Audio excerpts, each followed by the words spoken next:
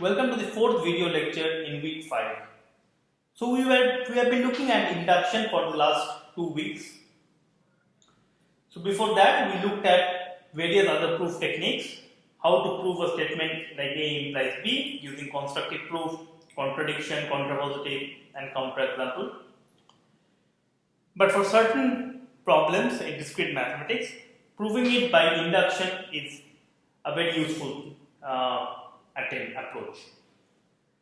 So the main idea is that one can split up the assumptions into possibly infinite number of subsets. This implies that the problem A implies B gets split into AND of infinitely many problems. They are usually parameterized by some parameter of the input. So the problem A implies B is same as P1 and P2 and so on till infinity. So this problem A implies B thus becomes for all k prove Pk is true. Now one cannot go about proving all the problems individually because there are infinitely many of them. So one have to come up with a cleverer way of solving it. The idea is that first solve the first case, namely P1, and then solve that for all k. If you can solve Pk is true, then solve Pk plus 1 is true. By doing so, you will be able to hopefully prove for all n Pn is true. Because you have proved P1 is true and 1 is true, therefore 2 is true, the 2 is true, therefore 3 is true, and so on. So if you go on like that, you will end up proving Pn is true for all n greater than or equal to 1.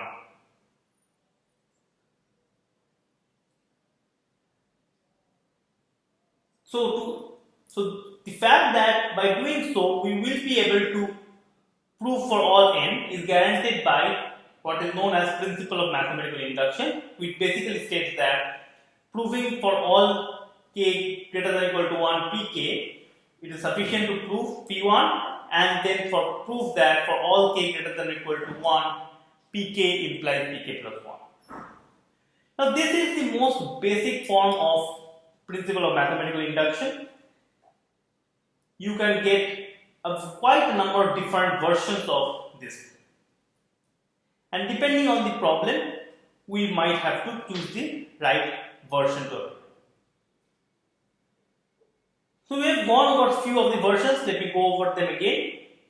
To start with, you have the first version, the basic version, which says that to prove k is greater than or equal to 1, Pk is true. We have the base case, which is proving that P1 is true. The induction hypothesis says that Pk is true for some k greater than or equal to 1, and the inductive test says that assuming induction hypothesis prove Pk plus 1 is true.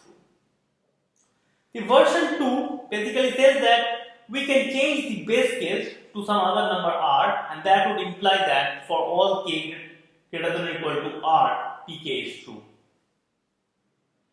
So for proving that k is greater than or equal to r, Pk is true, we have to start with the base case, which is Pr, and then rest of them remaining same will do. But sometimes proving the inductive state, that means proving Pk is true implies Pk plus 1 is true, can be complicated. One might have to prove Pk is true, therefore Pk plus 2 is true, or something like that. So in that case, we have to come up with a new version of that. So here is one of them, that prove Pr and Pr plus 1 is true, and then assuming Pk is true, prove Pk plus 2 is true. Now for all of them, as I have repeated many times in the last few lectures, you should ensure that all the cases are satisfied. As long as you can ensure that all the cases are covered, it is fine. You can convince yourself that all the various versions ensures that. So if you can assure that all the cases are covered, then we have the proof of the whole problem. So we also have this another version which says that if you cannot prove that Pk implies Pk plus 2, but maybe we can prove it that if Pk and Pk plus 1 is true, then Pk plus 2 is true, then also we get the same result. So these are different versions, and depending on the problem or depending on what can we prove using the inductive step, we have to choose a different version. So problem can have more than one parameter, and in that case we might have to induct on multiple parameters. And again, there are quite a number of different versions that one can apply. Here also, since we are dealing with multiple parameters, the goal is to ensure that all the possible points are covered, which in this case is the two-dimensional grid. So in other words, if you have to prove that for all PQ, the problem parameterized by PQ is true, there are various ways of doing it. So one of them is say prove that 1, q is true, and then assuming that the problem is true for the parameter p, q, prove that you can prove it for p plus 1, q.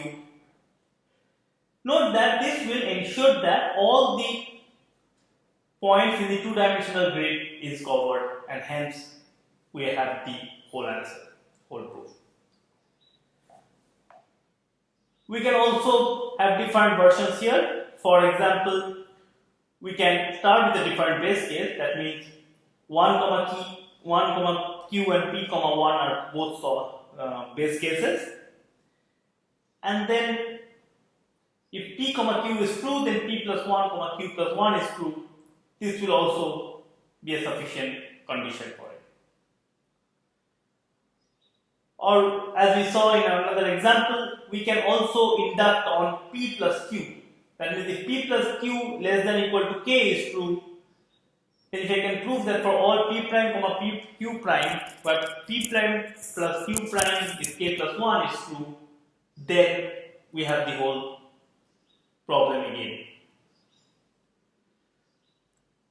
One more example that we have been going on, that I am telling, is if we induct on minimum of p, q, and so on.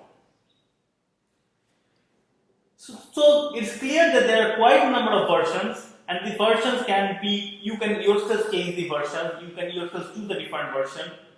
All that you have to do is that you have to choose the inductive hypothesis which will help us prove the inductive step and ensure that all the cases are covered. In the last video, we saw a very interesting application of this induction where we could solve the AMDM inequality, which was clearly a pretty complicated problem, and we solved it using applying an induction version which we didn't even have at that time. We called it the backward induction. Now, this mathematical induction can also be useful for solving not only just discrete problems like number theory problems and so on, it can also be used to solve combinatorial problems. Now, what do I mean by combinatorial problems? Problems which deals with combinatorial objects, not just numbers. So here is a simple problem. So you have a 2n cross 2n, 2 power n cross 2 power n room with the pillar in one corner. So that means you have a room which is something like this. It's the dimension of this one is 2 power n feet. Dimension of this one is also same, 2 power n feet.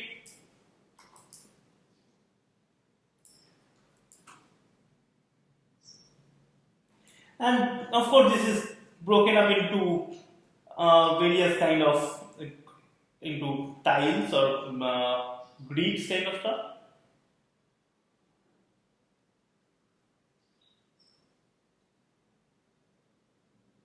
Right?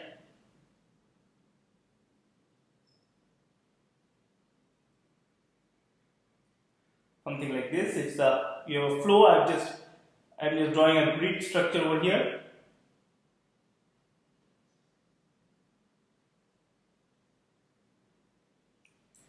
And there is a pillar at one of the corners. So that means this corner is covered with a pillar. So you cannot do anything with the corner. So your room looks like this. It's almost a square except that one corner, 1 square foot is gone. Now you have a tile.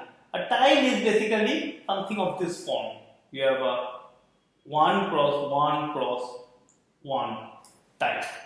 A L-shaped tile that you have.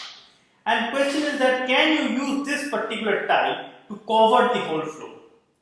You are not allowed to break the tile. You are not allowed to leave any space of the floor uncovered. So you have to use exactly that many number of tiles. Prove that for all n you can successfully tile the whole floor. Okay, so let's do some quick checks here. First of all, a tile covers 3 squares, right? And how many squares are there in the whole room? It is 2 power n times 2 power n minus 1, which is 4 power n minus 1. Now, if I have to cover the whole room using this L-shaped tile, I have to ensure that this must happen, that 4 must divide 4n, 3 must divide 4n minus 1. Now, is this true? Now, I leave it to you guys as an exercise to prove that, so prove this statement that 3 does divide 4n plus minus 1. 3 does divide 4n minus 1.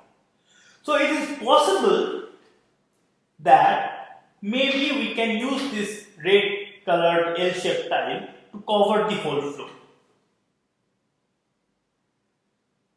But just because 3 divides 4n minus 1, it's not necessary that we would be able to cover the whole floor, right?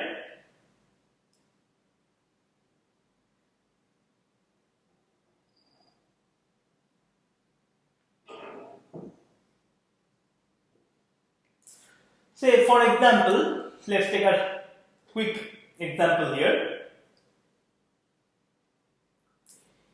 If instead, say, I have instead of this 2 power n, I have a 5 cross 5. So 1,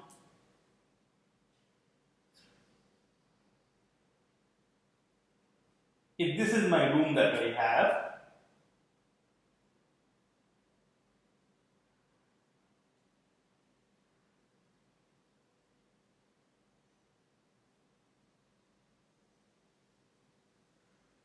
and the corner floor is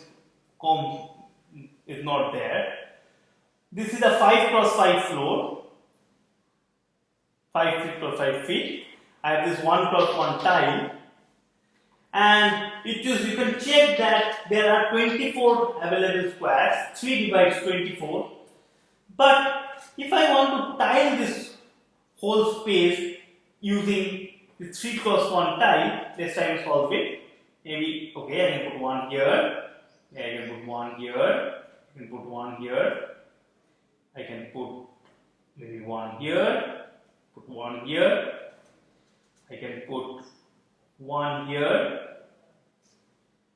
I can put maybe 1 here, but then see this 3 here, I cannot, because this tile is of the shape L, I will not be able to cover these 3 things. Right? Because if I have to cover these 3 spaces using this L-shaped tile, I have to break this tile. And that's not allowed. So, it is not obvious that, so in fact it is clear from the example that just if the number of space allowed and available is divisible by 3, you can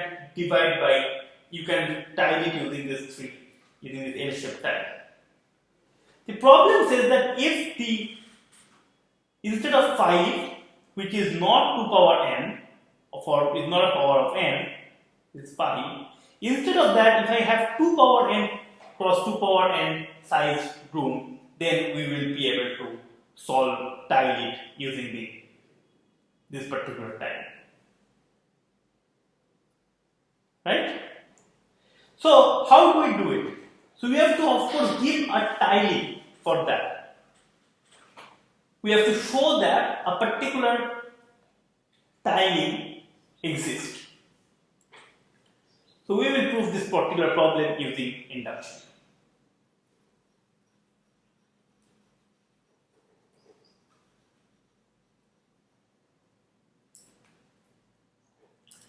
Of course, to start with, let's look at some simple cases. N equals to 1.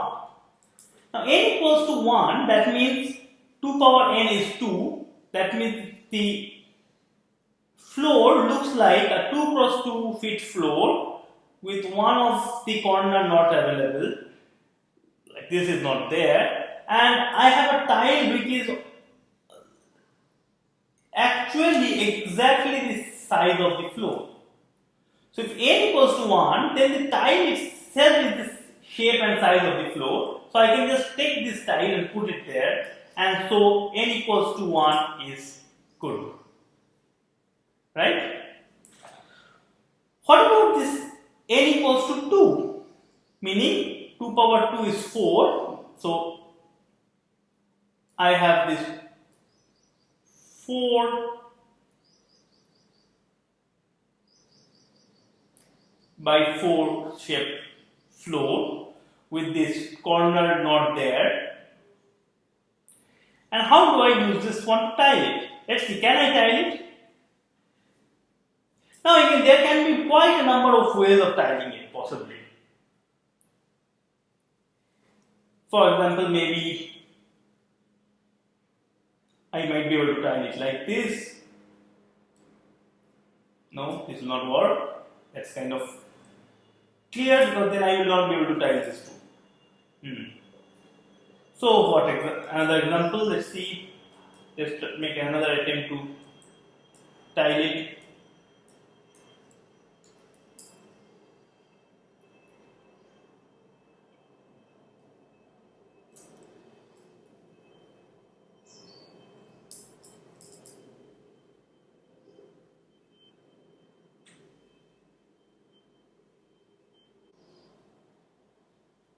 And if this one is not there,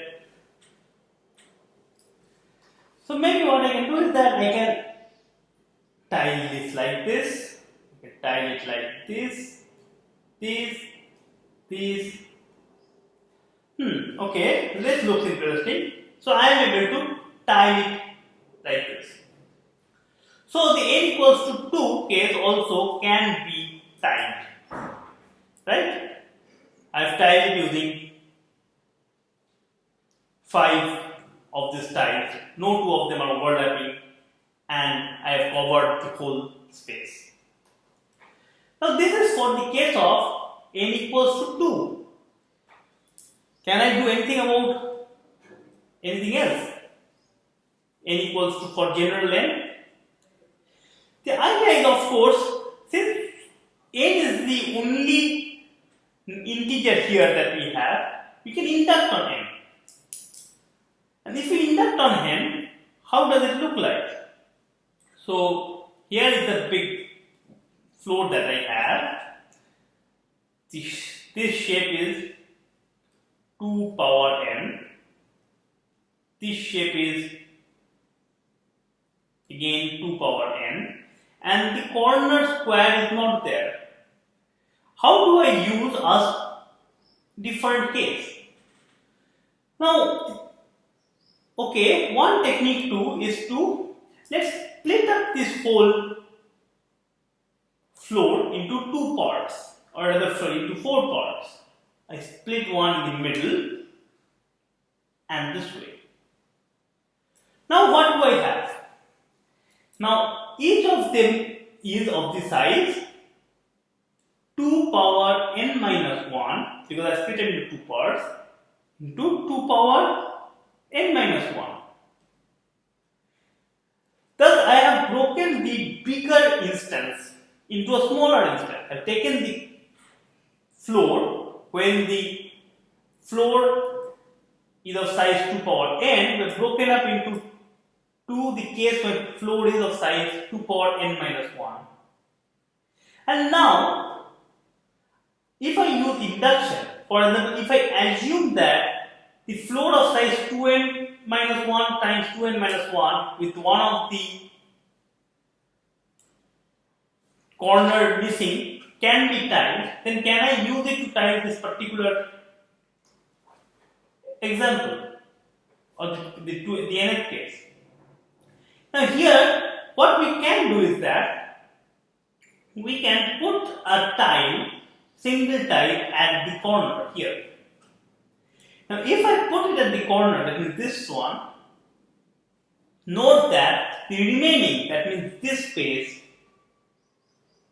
or the shaded space that I am drawing, is a 2n minus 1 plus 2n minus 1 square with the corner missing.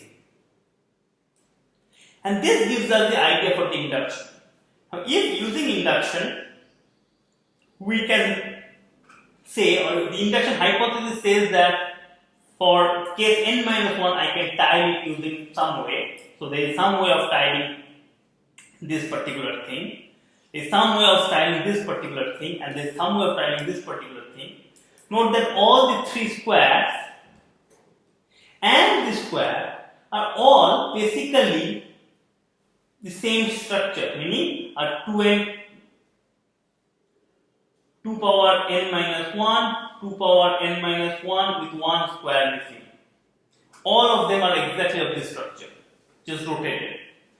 So, if I know how to tile the 2n minus 1 plus 2n minus 1 floor, then I will be able to use it to tile the 2 power n floor. So, in other words, using the n minus 1 case, I can solve the nth case. So, idea is that I take the instance, the problem instance of the n and break it down into smaller instances, which are the n minus 1 instances, and I can use the induction hypothesis now to solve it. Right? So,